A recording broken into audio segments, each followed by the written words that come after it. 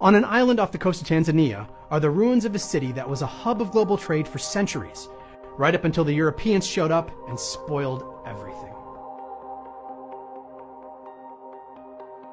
I'm Samir Patel, Deputy Editor of Atlas Obscura, and this is Kilwa.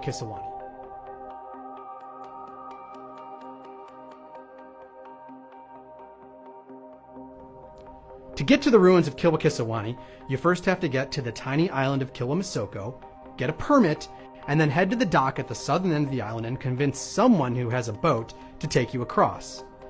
As soon as you wade through the surf to the island, you'll find yourself in the ruins of maybe the greatest city of the Swahili culture.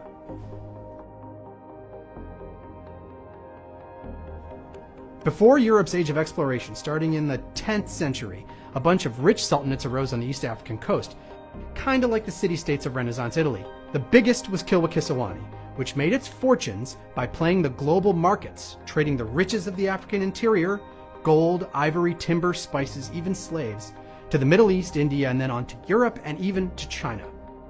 It was even mentioned in John Milton's Paradise Lost as one of the great kingdoms of the earth. The site today is a ruin, but the standing remains are spectacular. They're all made of giant blocks of limestone called coral rag. You'll see the Great Mosque. It's the oldest standing mosque in the region, which had 16 domes originally. 10 of them are still intact. You'll see a fort called Hutsuni Ndogo, and the remains of a bunch of other smaller buildings.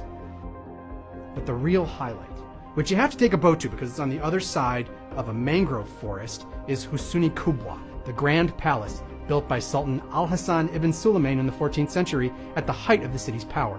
You have to enter by boat at the base of a cliff, and then you climb these worn stairs to the hilltop to the ruins of the palace. There's a giant cliffside octagonal bath, a residence with 100 rooms, a stepped greeting court with candle niches in the wall. But it was a little too ambitious. For some reason we don't know, the Sultan never finished it. The question of who built this city was much debated in the early 20th century.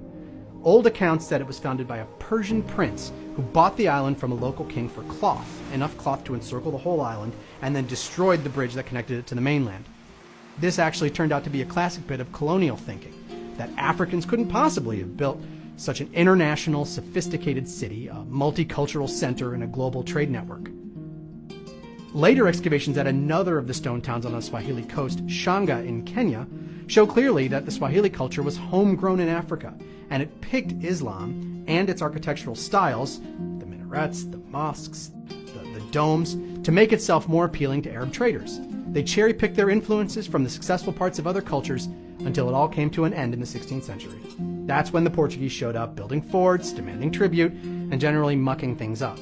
A lot of the stone towns were actually hastily abandoned around this time, and though it's hard to say exactly why, losing control of the trade that made them rich was probably a big part of it. So this is one of the great, little-known and little-studied medieval civilizations of the world, like a Venice of its time, and it's actually not really gone. There's still nearly 2 million people living on the East African coast who identify as Swahili, and millions more who speak the language.